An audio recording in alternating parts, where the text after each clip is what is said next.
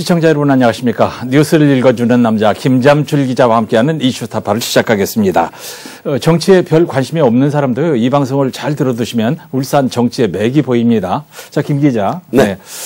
윤 대통령의 관저 정치, 식사 정치가 요즘 정가의 화제입니다. 윤핵관들 4명보다 며칠 더 늦기는 했지만 지금 당권 도전에 나서고 있는 울산의 김기현 의원이 어쨌든 윤석열 대통령하고 3시간 동안이나 독대를 했다잖아요. 예. 만난 건 나쁘지가 않은데 3시간 동안 무슨 얘기를 했는지 이게 궁금하거든요. 무슨 얘기했을까요? 관저 정치, 식사 정치 이런 게 이전과 좀 다른 모습이죠. 예. 문재인 전 대통령하고는 좀 모습이 달라서 일단은 좋습니다. 근데 이제 야당하고도 좀 초대를 하고 이랬으면 더 좋을 텐데 어쨌든 지난달 30일에 김기현 의원이 대통령 관저에서 둘만의 독대를 했다는 것 아닙니까? 예. 아마 그때 짐작컨대 당내 분위기를 좀 전달했을 거고요. 또 당권 관련 룰 개정이나 이런 대화가 오갔을 가능성이 크다. 예. 그래서 다들 관심을 갖는 거죠. 네. 윤핵관이라고 하는 분들과의 만찬도 물론 있었지만 이 독대는 아마 김기현 의원이 처음이라고 뉴스에 계속 나오더라고요. 네.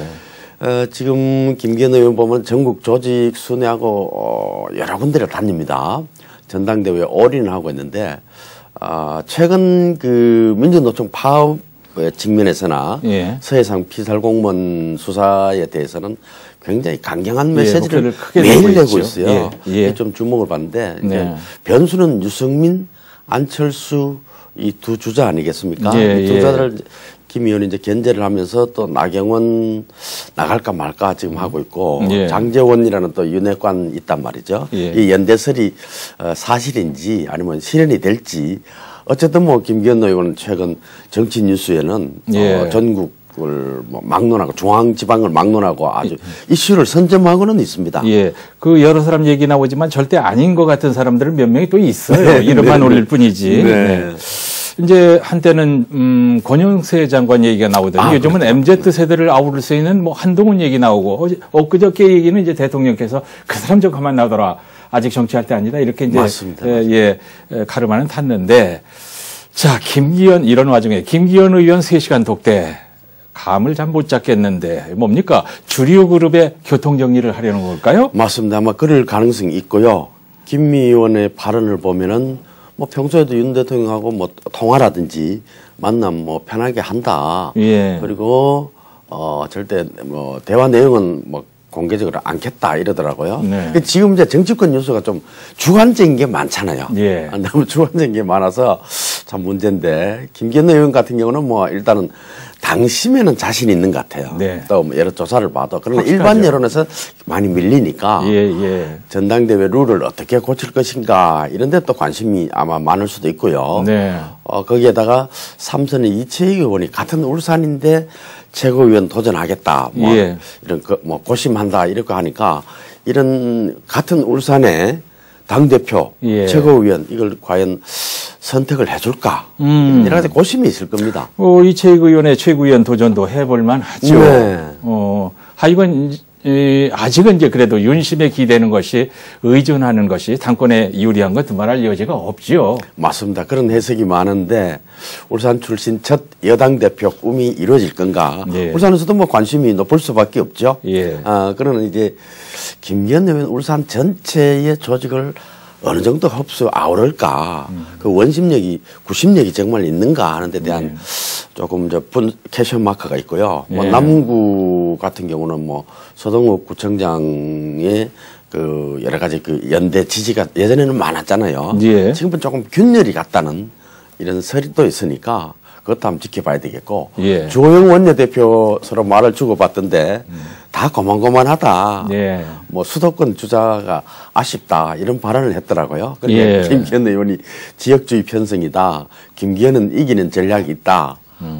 지난 4번의 총선 결과 보면은 수도권 당대표가 승리하지 못했지 않느냐. 이런 반박도 하고 이랬는데. 글쎄, 이제 2말 3초, 3월 중순쯤에 전당대회가 있다고 하니까, 울산으로서는 일단은 김기현 당대표에 대한 기대하는 것이 오히려 긍정적일 수는 있습니다. 해석들이 너무 분분해서 어느 말을 믿어야 될지, 어느 장단을 믿어야 될지 갈피를 붙잡겠는데, 좀 정치라는 것이 예측 가능한 일관성 있는 정치를 해야지 좀 헷갈리는 정치에 우리 이런 방송하는 것도 참 혼란스럽습니다. 자, 이채익 의원의 최고위원 도전 이 얘기를 좀 해보죠. 이 의원도 지금 몸집 불리는 욕심을 낼 때가 됐어요. 맞습니다. 3선이니까 예. 당 지도부 최고위원 뭐 충분히 자격은 있다고 봐야 되겠죠. 거기다가 문광 체육위원장 국회에서 했죠. 지금은 행안위원장을 맡고 있으면서 예. 적절한 그 강경 발언도 내고 또 컨트롤을 한다고 인정을 받는 모양입니다. 네. 그래서 당내 초재선 그룹으로도 출마 권유를 받고 있다. 나는 지금 굉장히 검토 중이다. 예. 적극 검토 중이다. 이렇게 하니까 이제 당 대표도 울산, 최고위원 한 명도 울산 이렇게 하는 것이 어느 정도 또 견제가 들어오거든요. 다른 예. 지역에서도. 그래도 울산이라는 이 정치 지형, 영토가 그렇게 넓지가 않습니다. 예. 그런 점이 현실적으로 어떻게 작용할지 아니면 울산 정치의 힘이 정말 폭발적으로 커질지 뭐 역시 이채익 의원의 나중에 결과도 주목거리입니다. 예. 시끄러운 가운데서도 좀 조용하게 지내는구나 했더니 정중동을 하고 있었네요. 네. 자, 한 해를 보내면서 얘기해 보는데 우리나라 국회는 늘 민생을 챙긴다. 이 민생이란 단어를 입에 달고 다니는데 실제로 일은 그렇게 안 해요. 어떻게 보세요? 우리나라 국민들이 국회의원들 뭐 지적한다 그러 지적질이라 그럴까요? 네. 비판 평가하는데 늘 부정적인 게 많았지 않습니까? 예. 지금 임기 반환점을 돌고 있는 21대 국회도 그렇게 열심히 일했다고는 보기 어려워요. 그렇습니다. 정쟁이 예. 늘 중심이었잖아요. 네. 성과도 그래 크지 않고 일단 그 전체적인 공약 이행률을 보니까 27%밖에 되지 않습니다. 그렇더라고요. 일반 회사 직장인 같으면 이건 바로 잘리죠. 해고를 해도 글쎄요. 법적 다툼이 있겠지만은 아직 시간은 좀 남아 있다고 하지만은 예. 그럼 울산 국회의원들은 어떠냐? 이제 연말 내년 국비확보 실적도 물론 지켜봐야 되는데 예. 그렇게 좋은 성적도 아닙니다. 네. 네, 전체적으로 21대 국회의원들 당선 당시에 혹시 내걸었던 공약이 뭔지 기억나십니까? 아이고, 그걸 어떻게 알아요? 몇 개나 됩니까?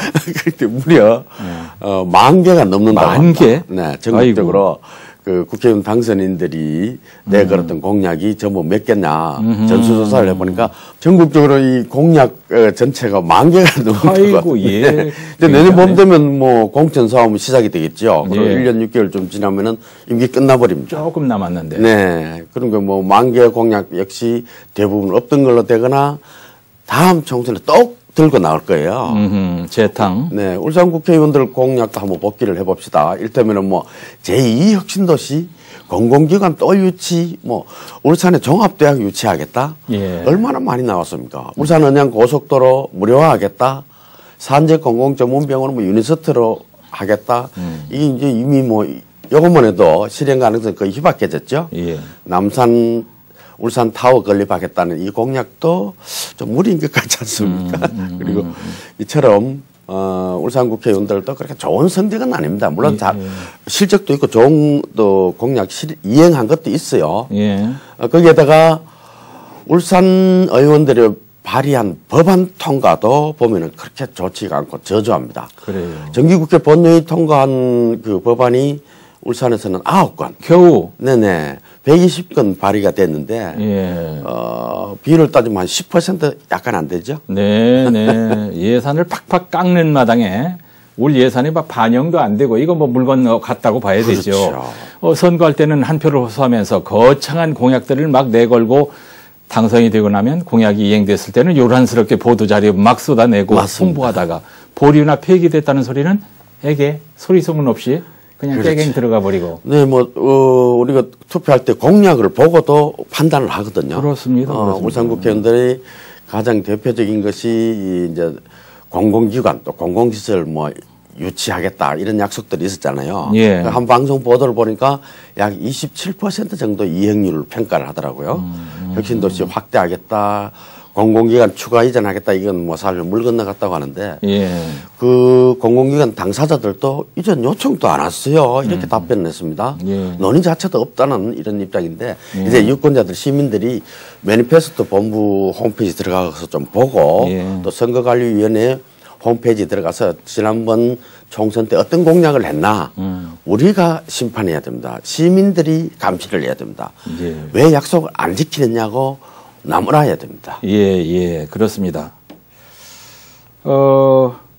이름도 잠깐 잊어버렸던 분인데 오랜만에 말이죠. 네. 그 민주당의 임동호 전 최고위원이 뉴스에 맞습니다. 등장했는데 무슨 일이 있었습니까? 이게 우리나라 재판 송철호 전 시장과 물론 관련이 돼서 2018년에 6.13 지방선거 있었지 않습니까? 네. 그때 당내 예선 경선 때 임동호 전 최고위원이 경쟁자였죠? 네, 경쟁자라고 다 했고 당심이 임동호가 좀 유리했다. 당 내에서는 뭐 이런 평가가 있었는데 물론 송 후보가 뭐 일반 여론은 월등했죠. 그랬는데 청와대 등 주변으로부터 출마를 경선에 나서지 말라. 그 대신 공공기관장 자리 줄게 아마 이런 제안을 받은 게 맞느냐 하는 검찰의 질문에 맞다고 답변한 거죠. 예, 그러니까 오사카 총영사를 그렇죠. 제안받았다는 얘기. 네, 그때 이제 누군가 이름은 제가 아는데 한병도 정무수석이죠. 여기까지 내려와서 그 얘기를 했다 뭐 이런 얘기도 있었고. 조 전 수석도 뭐 거론되고 뭐 이 재판이 지금 계속 끌고 있는데 임동호 전 최고는 일본 현재 정치인 인맥은 사실 좀 있습니다.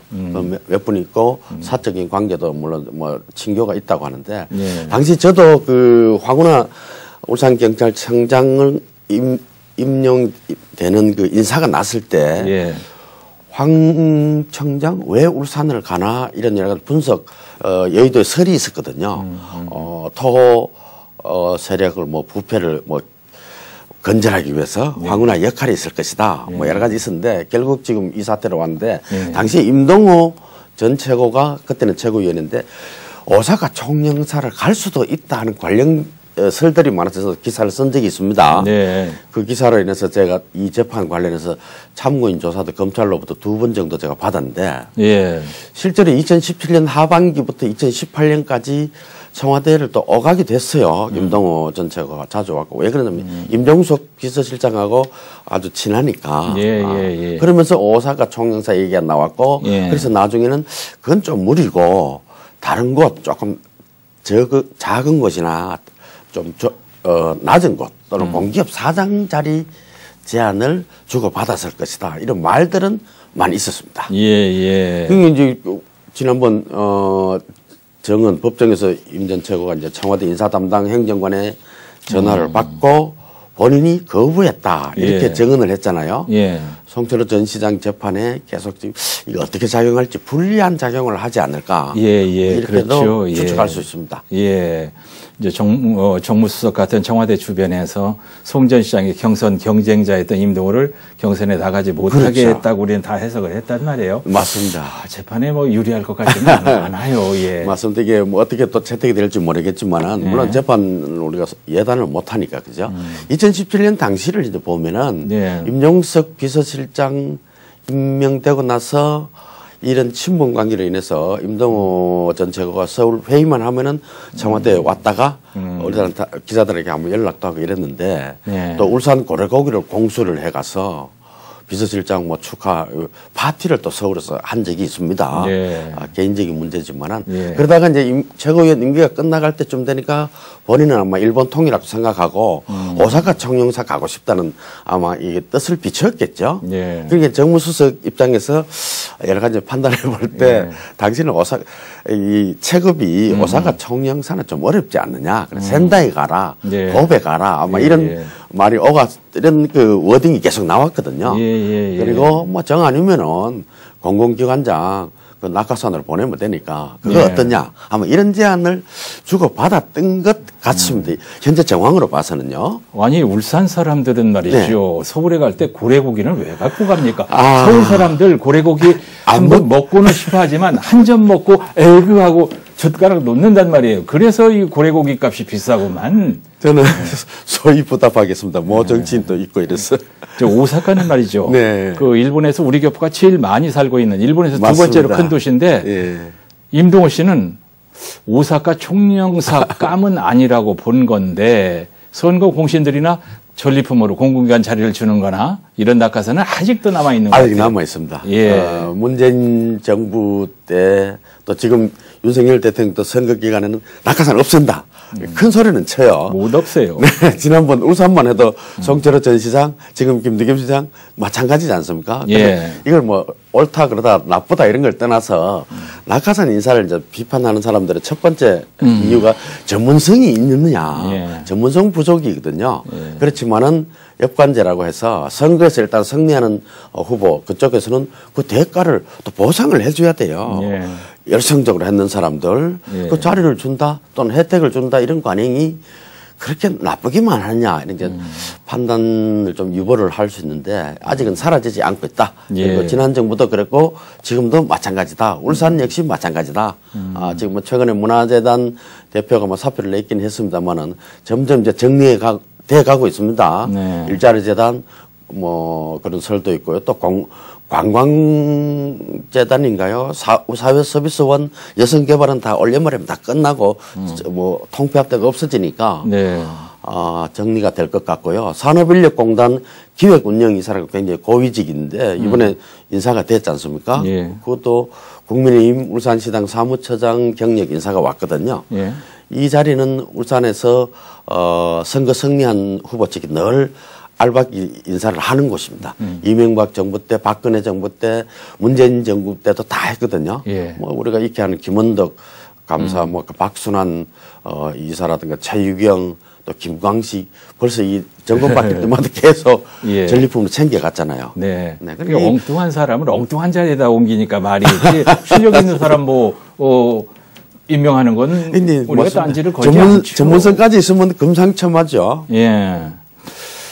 국민의힘 북구 당협위원장 면접 끝났죠? 네, 조심스러운데요. 지난 7일 박대동 전 의원 그리고 강석구 전 북구청장을 대상으로 당협위원장 후보 면접을 했습니다. 네. 1월 중순쯤에 아마 위원장을 아마 결정을 한다고 하니까 그때까지 이분들 조금 입이 마를 거예요. 네. 이래 되면은 2024년 총선에 공천하는 것만 상대적으로 굉장히 유리한 고지를 점령하고 특별한 하자가 없으면은 공천이 되겠죠. 네. 근데 면접 분위기를 제가 쭉 살펴보니까 비교적 뭐 편하게 했다. 그래서 주 질문이 차기 총선 승리 비결이 있느냐는 건데요.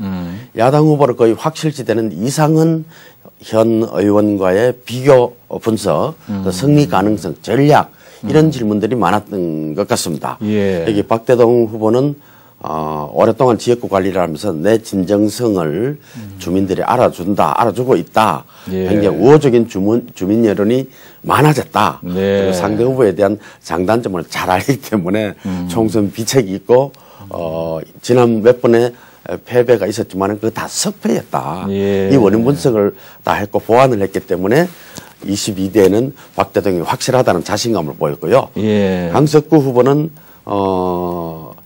북구청장이 뭐 제일 큰 선거였지만 본인의 입장에서 예. 한 서너 번 정도 노동계 후보와의 대결에서 이겼던 경험이 있다는 거죠.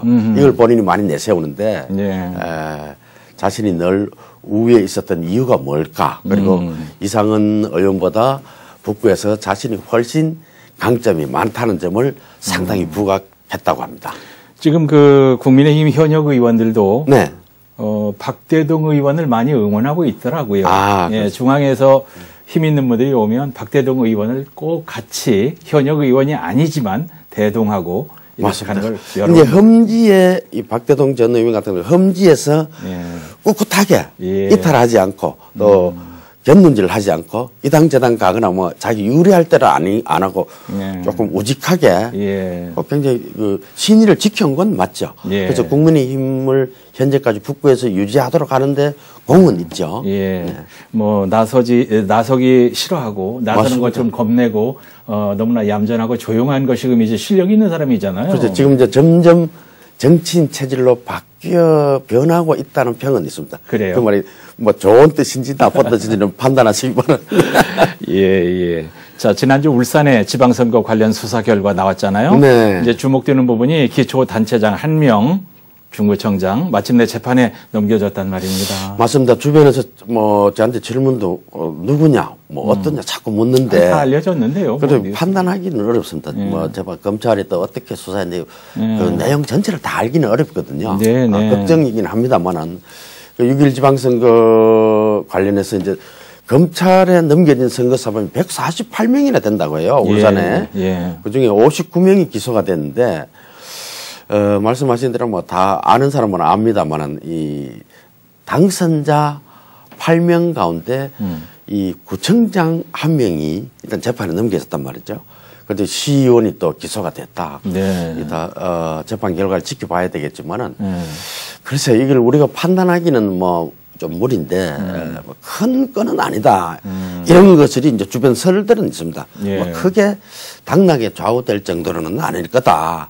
하지만은 내년까지 잠 못 드는 밤을 계속 보내지 않을까. 이게 잠 못 드는 밤을 보낼 수밖에 없는 것이 예전의 시각으로 보면 아무것도 아닌 것이 별것도 아닌 맞습니다. 것이 요즘에는 크게 해석돼 가지고 철퇴가 내려지는 걸 우리가 봤잖아요. 맞습니다. 큰일이죠. 그렇게 되면 참 큰일입니다. 자, 이제 시간이 다 돼 갑니다. 마무리하시죠. 월드컵 잘 보셨고 잘 보고 계시겠죠. 네, 저도 뭐 밤새 보고 이랬는데 16강에서 우리의 월드컵은 마감이 됐지만은 네버 기브업하고 네버 다이 하겠다는 이 정신은 정말 배웠습니다. Impossible is nothing이라는 그 구호를 많이 써놨잖아요. 그렇습니다. 손흥민 선수가 말한 대로 중요한 것은 꺾이지 않는 마음입니다. 정치도 우리 일상도 내 자신에게도 이런 불굴의 정신 배워서 좀 체득했으면 좋겠다. 말씀드립니다. 우리 정치 보면서 굉장히 답답했는데 축구 보면서 확 뚫렸는데 우리 정치가 우리 축구 죽어도 못 따라잡습니다. 적어도 김 기자나 제 생전에는 그런 정치 못 보고 죽을 것 같아요. 그래도 우리는 쓴소리는 계속 해야 됩니다. 자, 뉴스를 읽어주는 남자 김잠출 기자와 함께한 이번 주 이슈 타파 오늘은 이 정도로 마치겠습니다. 시청자 여러분, 김잠출 기자 감사합니다. 감사합니다.